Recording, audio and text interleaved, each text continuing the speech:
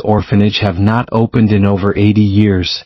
Not for children, not for priests, not for the city inspectors who once came to seal it off.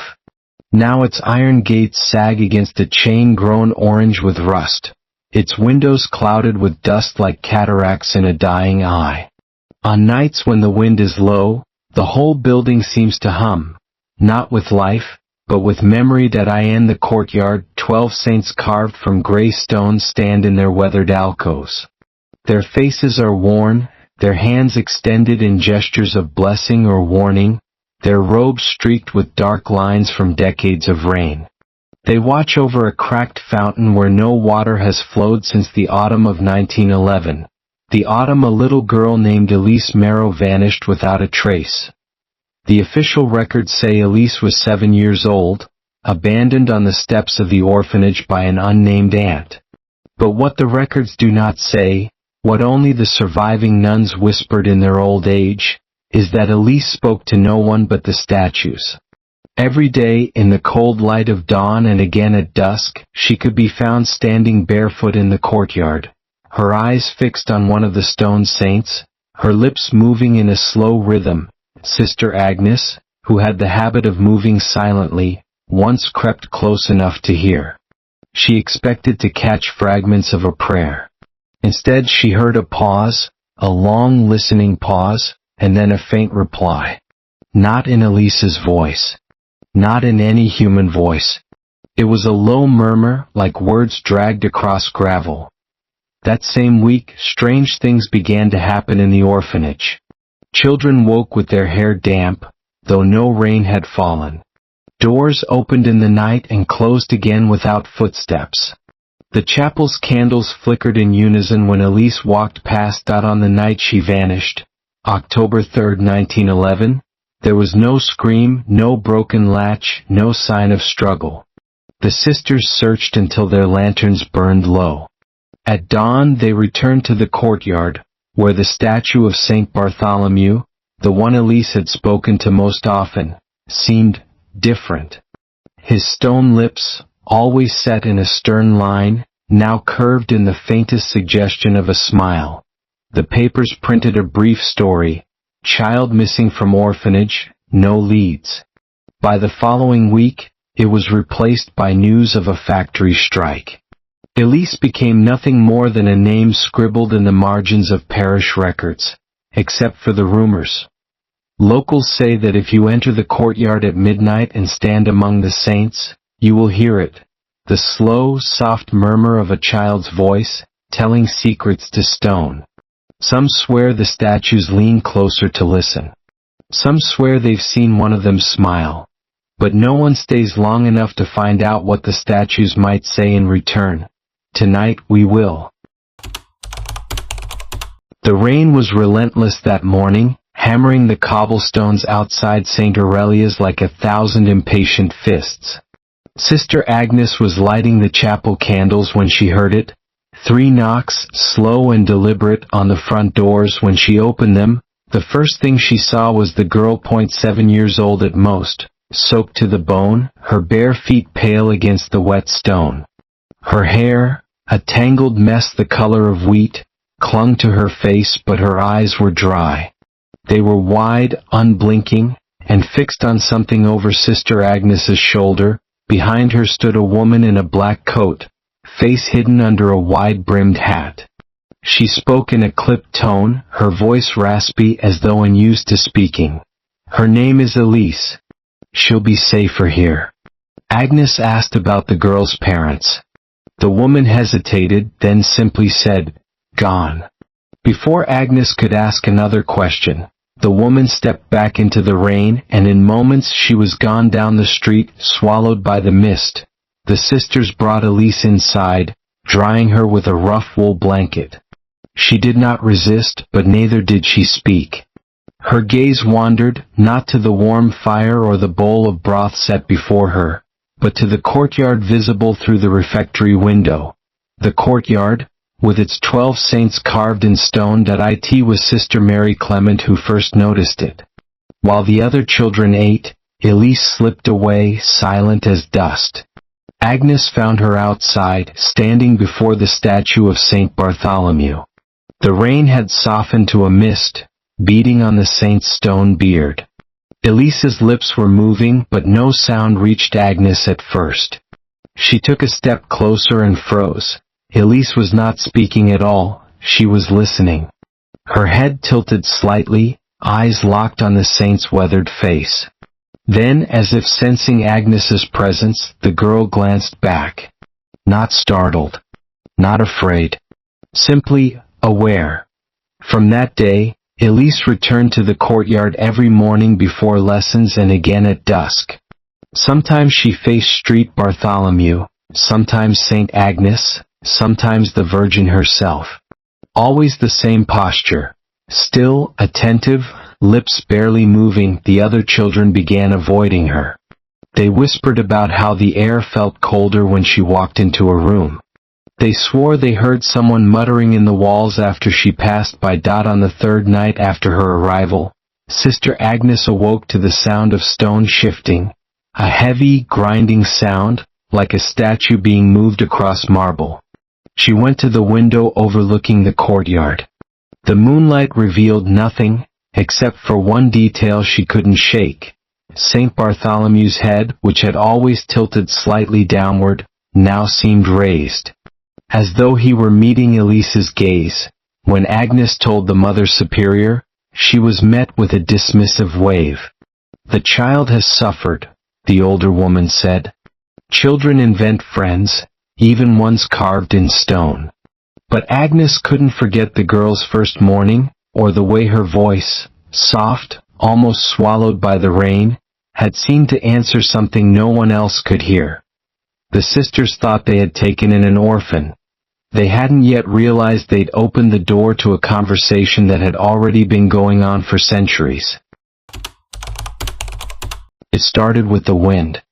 Or at least, that's what the sisters told themselves. On the fifth night after Elise's arrival, a cold front swept across the hill, rattling the loose shutters and sending drafts down the orphanage's dim corridors. But even through the howl of the wind, Sister Agnes heard something else. Something softer, steadier, threading through the air like a needle through cloth. A voice. She lit a lantern and stepped into the courtyard. The wind tugged at her habit, pulling at the flame until it bent sideways, but the sound didn't come from above. It came from between the statues. She followed it, her feet crunching on the wet gravel. Elise stood before St. Agnes, her small frame wrapped in a thin nightgown, bare feet sinking into the mud. Her lips moved slowly, but it was the silence between her words that made Agnes's skin crawl, that long pause as if she were waiting for an answer. And then, faint but distinct, the pause was filled with a reply. Not in any voice Agnes recognized, nor in any language she knew. It was deep and slow, each syllable vibrating faintly in the stone around them. Elise nodded at it, nodded, and then answered back as if agreeing to something. Agnes stepped forward. The reply stopped instantly, swallowed by the hiss of the wind. Elise turned, her eyes catching the lantern light. "You'll wake them," she said softly. It was the first time Agnes had heard her speak. The following days brought stranger events. In the dining hall, the statues outside seemed to shift ever so slightly in position, as though angling themselves toward the windows. In the chapel, the old brass crucifix creaked on its chain whenever Elise walked under it, swaying like a pendulum that marked only her presence. The other children became restless. They claimed to hear whispering in their dormitory after the lamps were put out, low voices calling their names, asking questions in tones too quiet to make out. One boy woke screaming, insisting that a cold hand had brushed his cheek. Mother Superior maintained that this was all imagination, born from too many ghost stories traded under the blankets. But her voice lost its certainty when she found the chapel door standing wide open at dawn, despite the heavy iron lock still in place. Agnes kept her fears to herself until one evening, as she crossed the courtyard to collect laundry, she froze. The light was dimming fast. the statues casting long shadows across the cracked fountain. Out of the corner of her eye she saw St. Bartholomew's hand, that stone hand which had always extended in blessing. Now curled slightly inward, the fingers bent as if beckoning. She dropped the laundry and stumbled back. The next moment, the hand was as it had always been. Later that night, she awoke to find Elise standing in the doorway of her room. The girl's hair clung damp to her face and her voice was barely a whisper. "They know your name now." Agnes didn't sleep again until dawn. By the second week, Sister Agnes had stopped pretending Elise's strange behavior could be explained away. The girl wasn't simply troubled or lonely. She was involved in something. It was on a Thursday evening when Agnes realized it. The rain had stopped hours earlier, leaving the courtyard slick and gleaming under a low moon. Most of the children were asleep, save for a few whispering in their beds. Agnes went out to check the laundry poles but stopped when she saw Elise again, this time before the statue of St. Bartholomew, her hands clasped not in prayer, but in a deliberate, offering posture. Resting in her small palms was a scrap of fabric. A boy's handkerchief, neatly folded, its corner embroidered with the initials J.P. Agnes recognized it. It belonged to Jacob Porter, one of the older boys who had been feverish for 3 days. Elise whispered into the stone saint's ear, pausing for that long eerie silence, and then came the reply. The same low, grinding voice like rock shifting deep underground. Elise nodded once, placed the handkerchief at the statue's feet, and stepped back. By morning, Jacob's fever had broken. The sisters called it a miracle. But Agnes noticed the handkerchief was gone. Not blown away, not carried off by rats, simply gone. The damp patch of stone where it had lain looked darker than the rest, as though something had soaked into it. From then on, Elise began bringing more objects. A broken doll. A lock of hair tied with twine. A chipped wooden rosary missing its cross. Every time she stood in silence, listened for that reply, and left the item behind. Every time, something happened soon after. A bully stopped taunting the smaller boys, a stolen ribbon reappeared under its owner's pillow, an unexplained debt between two sisters seemed quietly settled. The children began to notice. They whispered to one another that Elise could fix things, make people better, stop bad dreams, even keep someone from being punished. But no one ever asked her directly.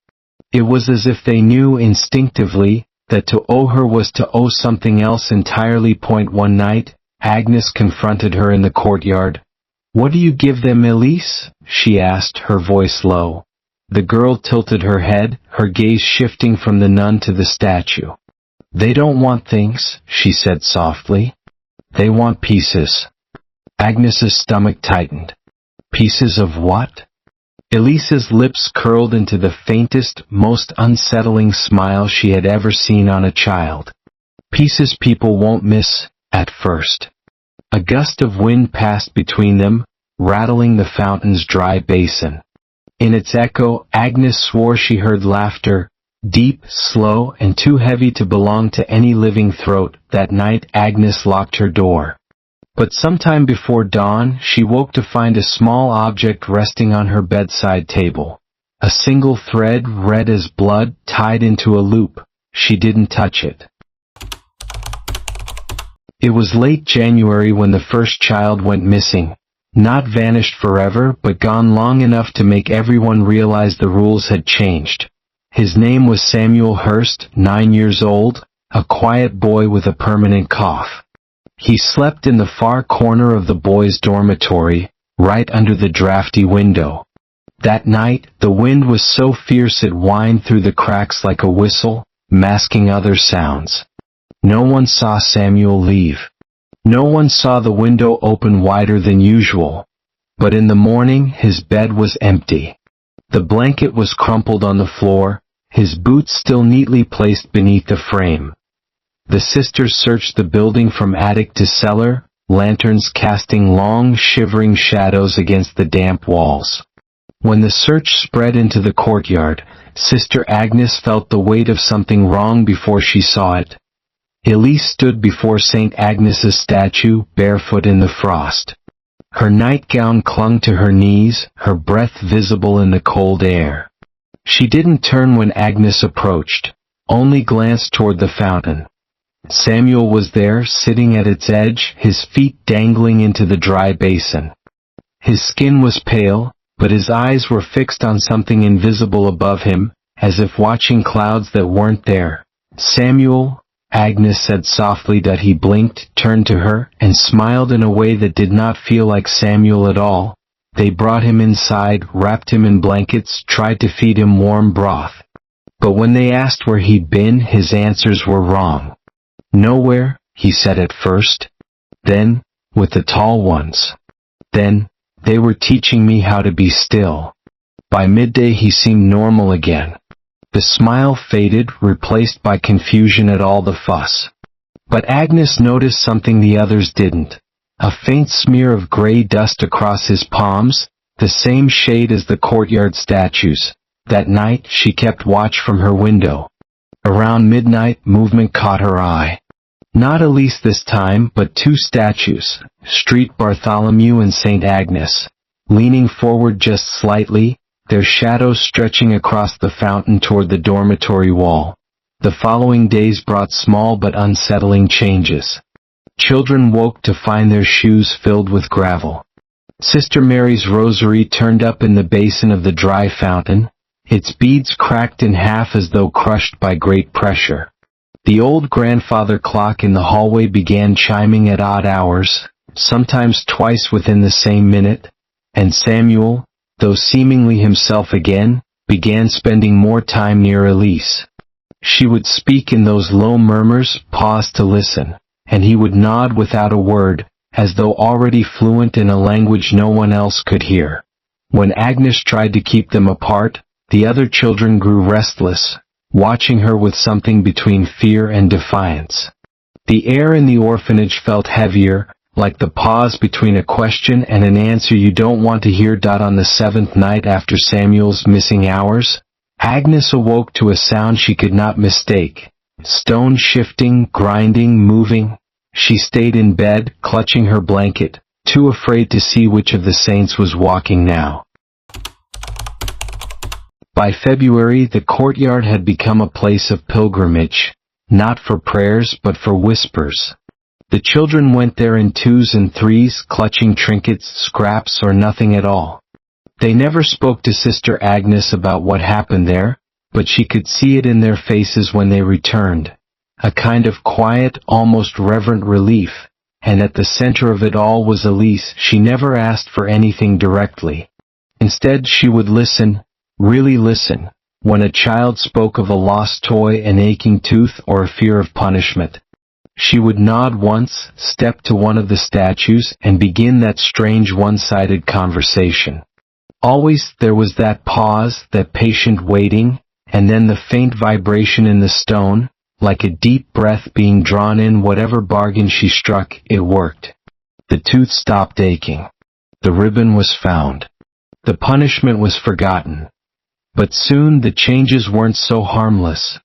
Thomas, a boy of 11, came to Elise after weeks of being bullied by two older children. The next morning, the bullies wouldn't leave their beds. Their faces were pale, their eyes wide open, and when asked what was wrong, they only said, "It's still there watching." By the following day, both were sent away to relatives in the countryside.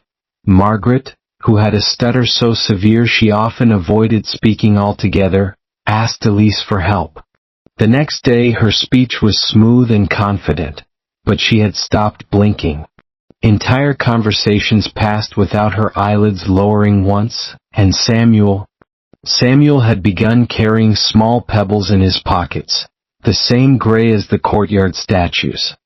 He gave them to the younger children, saying only, "Hold them when you sleep.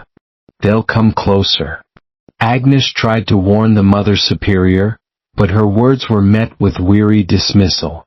"Children see patterns where there are none," the old woman said. "And sister, you've been here too long. Rest." But Agnes couldn't rest. She'd seen too many of the fixed children walking strangely in the halls, their steps too even, their hands clasped behind their backs as if mimicking the statues. She'd heard the faint grind of stone in the walls at night.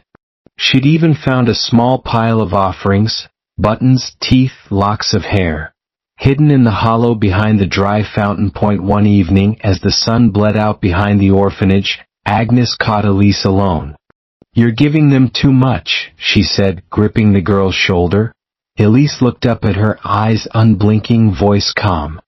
"I only take what they agree to give. But they always want more." Agnes's stomach tightened. More of what? The girl's lips curved into that faint, terrible smile. More of them. A sudden chill swept the courtyard, rattling the branches overhead. Somewhere behind them, one of the statues gave a faint, almost eager creak, as if leaning forward to hear what came next. "They said the eyes followed you. Even when the body had been still for days, even when rigor mortis had long faded, and the skin had taken on that cold, waxy pallor, the eyes still seemed alive.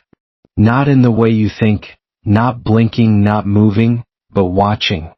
It was the kind of gaze that made the hair on your neck rise, that made you take one step back without realizing in certain forgotten corners of 18th and 19th century America. Especially in rural settlements far from the reach of church oversight, there were funerals where the dead were not only present, they were posed to appear alive. This wasn't the delicate post-mortem photography of Victorian England. This was a far more unsettling practice. The deceased would be dressed in their finest clothes, seated upright in a chair, and fitted with a mask carved from wood, leather, or molded clay. The mask, sometimes painted with pink cheeks, open eyes, and a faint smile, wasn't meant to comfort the living. It was meant to fool them. Neighbors swore they could hear the dead man's breath. Children cried that the person blinked. And when you stood close enough to look into the painted eyes, there was a disturbing detail. Beneath the thin mask, tiny slits were cut, just enough for the corpse's real eyes to peek through. The reason for this ritual was tangled in superstition. These were communities that believed death could be reversed, but only if the body resisted complete burial until the right omen appeared. The mask was thought to protect the soul from evil spirits who came to claim it too soon, while allowing the deceased to watch their own farewell, ensuring they could carry the memory of the living into the afterlife. But there was another, darker explanation whispered among those who had actually attended such funerals. The mask was for the living, not the dead. Without it, the grieving might notice signs of life, fingers twitching, lips moving ever so slightly, suggesting the person had been buried prematurely. By covering the face, the mourners would never know, and the body could be sealed away before panic set in. Old letters recovered from frontier families describe moments where, midway through the service, a sharp knock echoed from the coffin lid. In one account from 1823 Kentucky, the undertaker paused, exchanged a silent glance with the family, and hammered the lid shut faster. No one spoke of it again. When these practices were outlawed, most masks were destroyed, burned to ash in public pits. But a handful survived, passed down in attics and locked trunks. The few that have been found share one eerie trait. They smell faintly of decay even after centuries. Museum curators who've handled them swear that when you lift the mask and hold it to your own face, you feel a wave of nausea, and an inexplicable urge to look over your shoulder. Somewhere out there, in an unmarked farmhouse or crumbling barn, one of these masks may still sit on a shelf, waiting for the day someone tries it on, and sees the world from the perspective of the dead, for just a moment too long. They say the river was always hungry. In the summer, it devoured cattle. In the autumn, it took fishermen. But one night in 1889, it swallowed everything. The town of Edrins Ford was built on its banks, a small but thriving community of farmers, shopkeepers, and mill workers. The locals trusted the river. After all, it powered the mills and fed their fields. It was the reason the town existed at all. But the elders whispered about its old mouth, a hidden channel deep beneath the water, where the current could pull a person under so fast, they'd be gone before they could scream. On the night of August 14th, a storm began rolling in, blackening the sky long before dusk. People locked their shutters, lit their lamps, and settled in, thinking it would pass like every summer storm before. But then the river began to rise. Not just from the rain, it swelled from beneath, churning like something was pushing up from the bottom. 9:17 p.m., witnesses heard a sound that no one could explain. A deep, hollow groan, as if the riverbed itself was cracking open. Then came the smell, a stench like rotting fish and burned wood, drifting through every street. The water surged over the banks, tearing through homes and barns. Those who made it to higher ground said they saw something moving in the current. Shapes too large to be fish, too slow to be debris. They looked like pillars, one survivor told a local paper, but they were bending like they were alive. By morning the town was gone. Not destroyed, gone. No splintered wood, no wagons, no bodies. The land where Edrin's Ford had stood was a flat sheet of dark, wet mud. The official reports claimed it was a flash flood, but the strangest detail was left out. The river's depth had increased by more than 30 feet overnight. As if the earth had simply swallowed everything whole. Divers scent years later claimed the bottom was wrong. Instead of silt, there was smooth stone, carved with winding channels that seemed to lead deeper. One diver swore he saw a tunnel yawning open far below, and inside, something moving. Something that watched him. Locals who live upriver today still tell the story, though most outsiders dismiss it as folklore. But the warnings remain. If the river ever starts to smell like fire again, run. Don't wait. Because it isn't flooding. It's feeding. They said the carnival only arrived in towns that were dying. Its rides creaked with the sound of rotting wood, and the lights, flickering in sickly colors, seemed powered by something older than electricity. For years, whispers spread that when the carnival left, it took more than the ticket sales with it. Children vanished, names quietly scratched off school registers, faces missing from dinner tables. The locals never spoke openly, but they all noticed that the missing always had one thing in common. They were last seen beneath the Ferris wheel, slipping through the colorful shadows as if drawn toward something unseen. One night, a group of teenagers dared each other to sneak in after hours. They expected locked rides, empty tents, and the distant hum of abandoned generators. Instead they found music, an old, warped waltz drifting through the fog.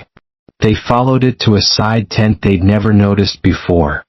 The canvas was stretched tight, smelling of damp soil and something faintly sweet, like flowers left too long in a vase. Inside was nothing like the bright chaos of the carnival. The ground was cold and uneven, the air heavy. As their eyes adjusted, they saw rows of glass coffins embedded into the earth, each illuminated from within by a faint, pale glow. The first coffin they approached held a child, eyes open, lips slightly parted, as if mid-sentence when frozen.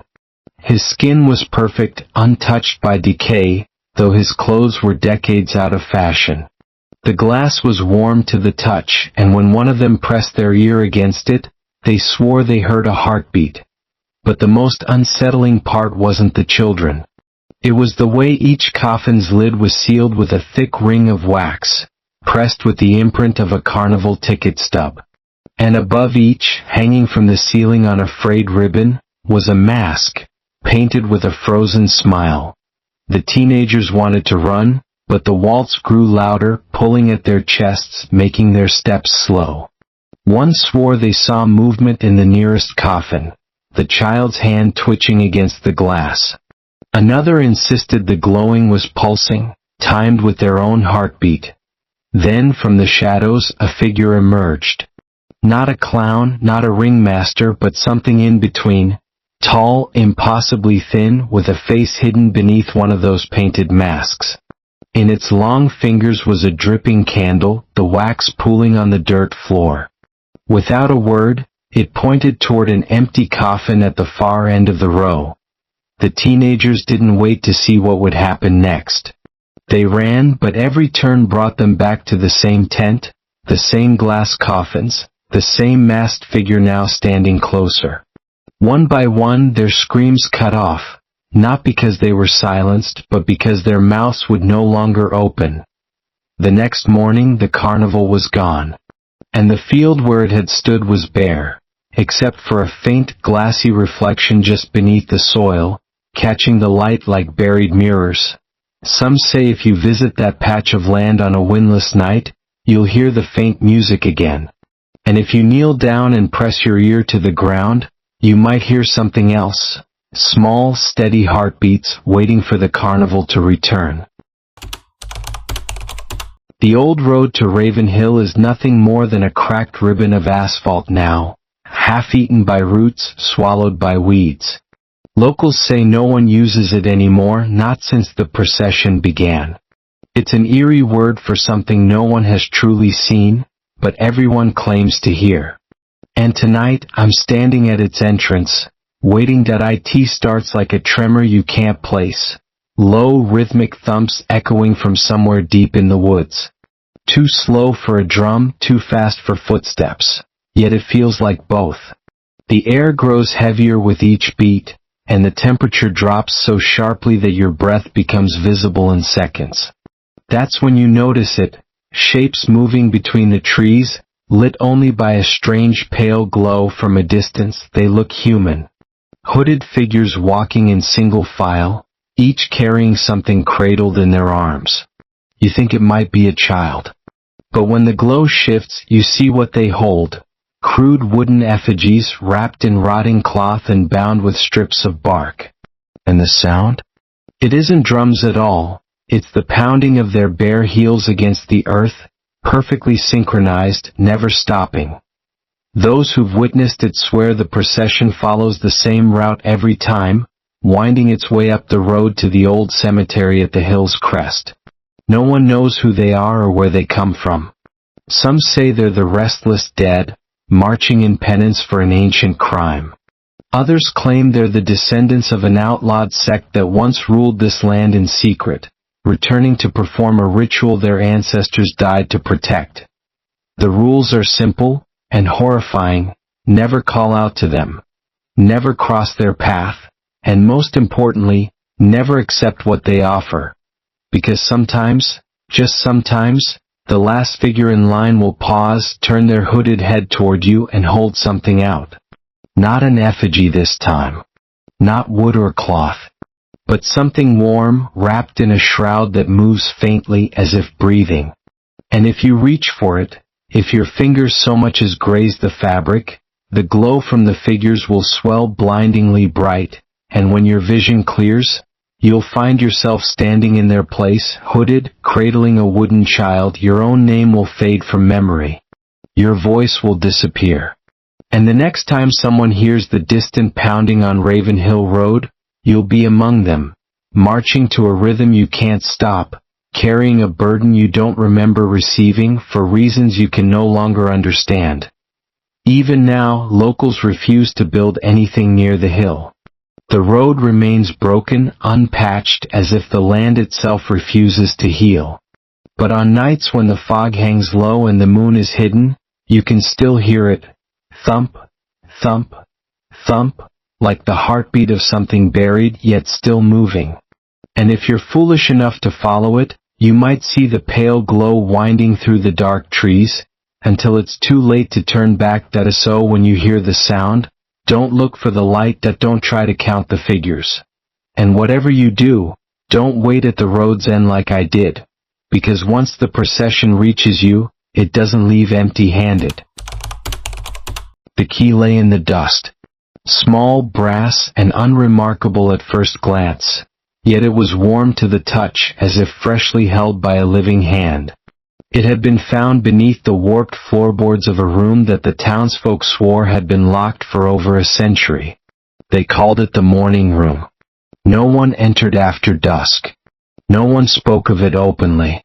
But every year, on the anniversary of a long-forgotten funeral, the scent of freshly cut lilies seeped out from the cracks in its rotting door frame, filling the hallway with a perfume both intoxicating and suffocating.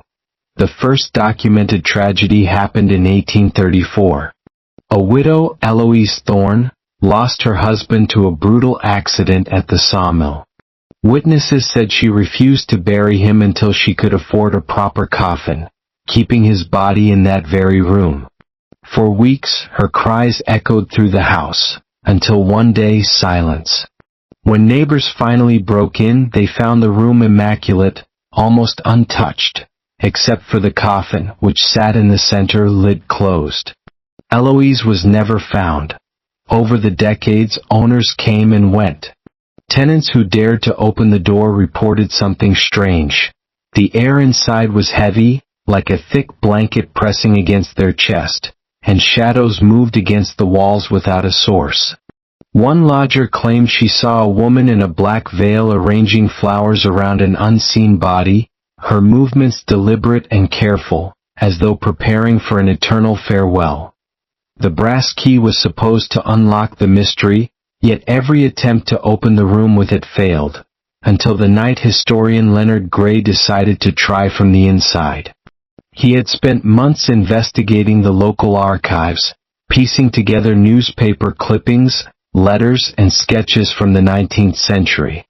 On the final night of his research, he stepped into the morning room with the key in hand, closed the door, and turned the lock from within. Neighbors said they heard the sound of soft weeping that night. By morning, the room was locked again, the key lying just outside the threshold. Leonard was gone.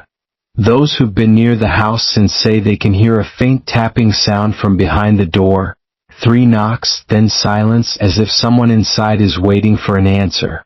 And here's the part that keeps me awake at night. Locals whisper that the room doesn't mourn for the dead. It mourns for the living it's about to take. They say the dead do not speak. But if you've followed me this far, you already know that's a lie. Every story you've heard tonight, from the forbidden rites buried in church basements to the unmarked graves in forests that no map dares to show, is a fragment of something bigger. And maybe you've noticed it too, the patterns.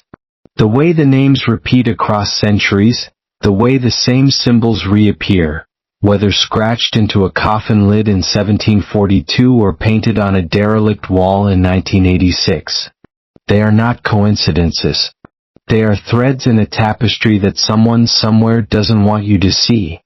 And now here's the part most people get wrong. These aren't just dusty records in an archive. They are warnings.